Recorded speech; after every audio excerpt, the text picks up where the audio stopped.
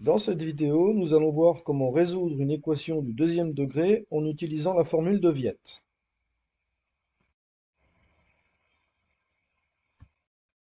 Une fonction du deuxième degré s'écrit f de x égale ax carré plus bx plus c.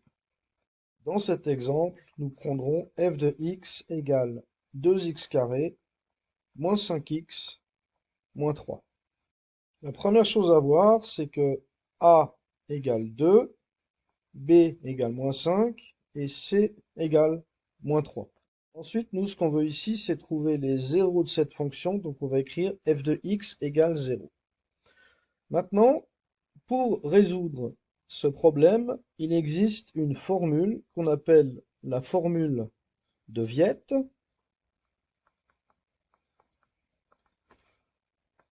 Et cette formule s'énonce ainsi: x1, x2 égale moins b plus ou moins la racine carrée de b carré moins 4ac sur 2a.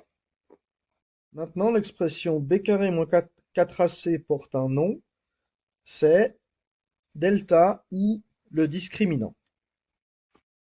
Maintenant, on peut avoir trois cas de figure. Premier cas de figure, delta est plus grand que 0, et dans ce cas-là, on aura 2 zéros. Pourquoi? Parce que dans ce cas, la parabole coupe l'axe des x en deux endroits, qu'elle soit dans un sens ou dans l'autre. Deuxième cas de figure, delta est égal à 0, et dans ce cas, on a un seul zéro. Pourquoi? Parce que dans ce cas de figure, la parabole ne touche l'axe des x qu'en un seul endroit.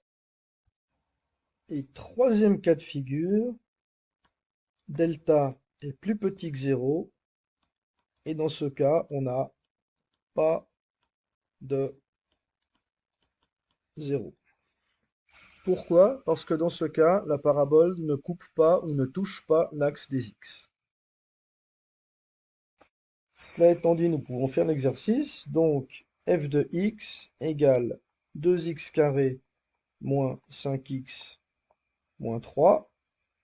Et on va donc utiliser Viette. Donc, x1, x2 égale moins b, c'est-à-dire plus 5, plus ou moins la racine carrée de b carré, c'est-à-dire moins 5 au carré, moins 4 fois a, donc 2, fois c qui vaut moins 3, divisé par 2a, c'est-à-dire 2 fois 2, ce qui nous donne 5 plus ou moins la racine carrée de 25 plus 24 sur 4,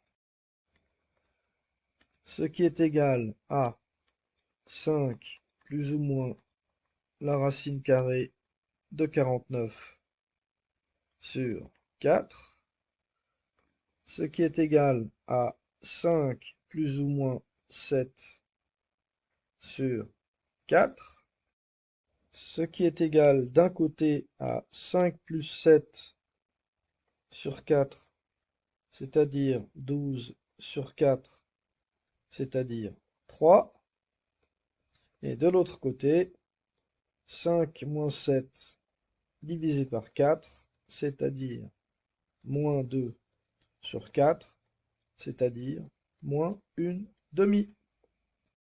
Et nous avons donc nos deux zéros. Nous pouvons donc maintenant écrire f de x sous forme factorisée, mais il faut faire attention à deux choses. La première, c'est que il faut prendre le signe opposé de ce qu'on a obtenu. C'est-à-dire que ici, je vais écrire x plus une demi fois x moins 3. Pourquoi? Parce que si par exemple je prends 3, c'est bien 3 moins 3 qui me donne 0. Si je prends moins une demi, c'est bien moins une demi plus une demi qui me donne 0. Et maintenant, il faut faire attention à une deuxième chose, c'est que j'avais f de x égale 2 x carré moins 5x moins 3. Et donc, je suis obligé de remettre ce 2. Sinon, si on développe, eh bien, on obtiendra un résultat 2 fois trop petit. Alors, on pourrait s'arrêter là, mais on voit qu'on a une demi et 2. Donc, ce qu'on peut faire, c'est qu'on peut distribuer le 2, et finalement, f de x sera égal à 2x plus 1 fois x moins 3, et c'est le résultat le plus élégant qu'on puisse trouver. Si vous avez des soucis en mathématiques, vous pouvez consulter mon site www.healthmath.net. Merci, à bientôt!